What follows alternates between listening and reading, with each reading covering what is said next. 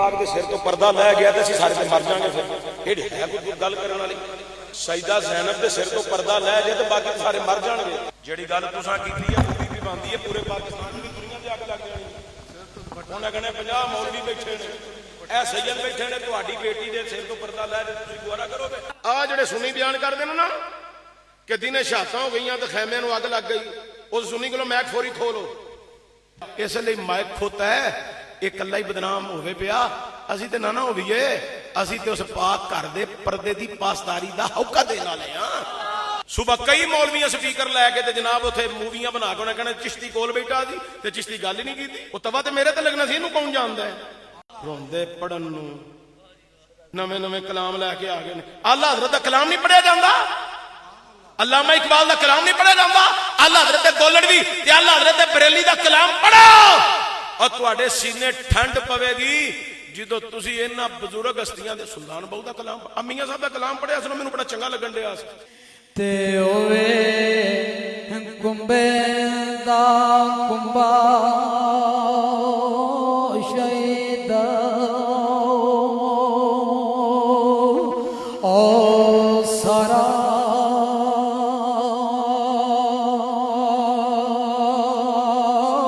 ते अग है म्यानू ज़ालिमा लाई होवे।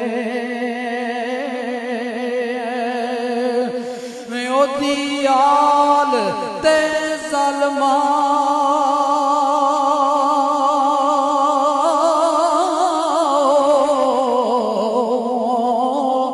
जुल्म ओ कीतिया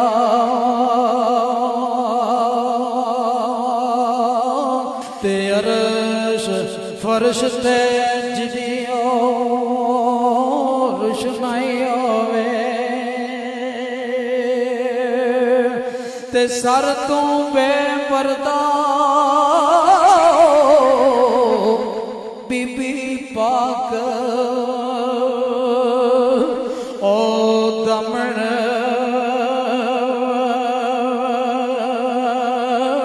ते लाशा कजदी अली। बीबी पाक के सिर तो पर्दा लै गया तो असीं सारे मर जाएंगे। फिर वो किहड़ी है कोई गल करने वाली? सईदा ज़ैनब के सिर तो पर्दा लै गया तो बाकी सारे मर जाएंगे।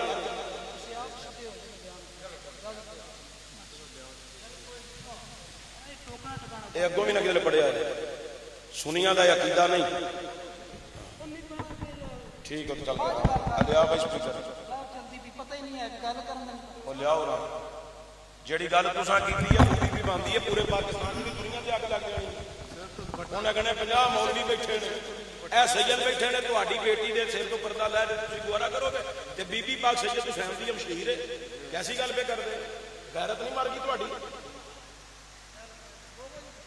आ जिहड़े सुन्नी बयान करदे ने ना कि दिने शहादतां हो गईयां ते खैमियां नूं अग लग गई, उस सुन्नी कोलों मैक फौरी खोलो। बिल्कुल ना बयान करन दिओ। एक भी अहले बैत का जिहड़ा खैमा सी जिहदे च बीबियां पाक सन, उस खैमे नूं किसे अग नहीं लाई।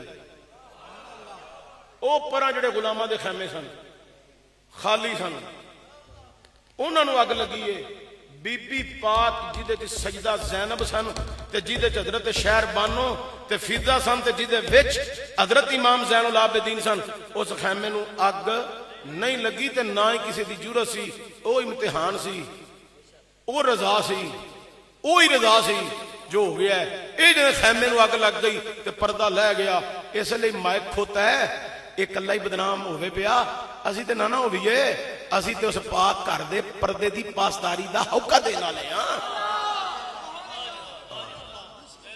सुबह कई मौलवी स्पीकर लैके ते जनाब उथे मूवियां बना के उन्हें कहना चिश्ती कोल बैठा सी ते चिश्ती गल ही नहीं की। वो तवा ते मेरे ते लगना सी, इहनूं कौन जानदा है? मसला तो साडा बनना सी। मसलक का नुकसान, अकीदे का नुकसान, कई बंद साड़ियां पगड़ियां उछालनियां सन, साडा नुकसान होना है। जेड़ा जो कलाम लिखिया होवे मौत पैंदी है। मसीह के मौलवी को बह के पहले उन्होंने सुनाओ मैं ठीक पढ़ना पिया, किसी ने सही लिखिया या गलत लिखिया है। कुरान पाक अपने आप आ जाता है। रोंदे पढ़न नूं नवे नवे कलाम लैके आ गए।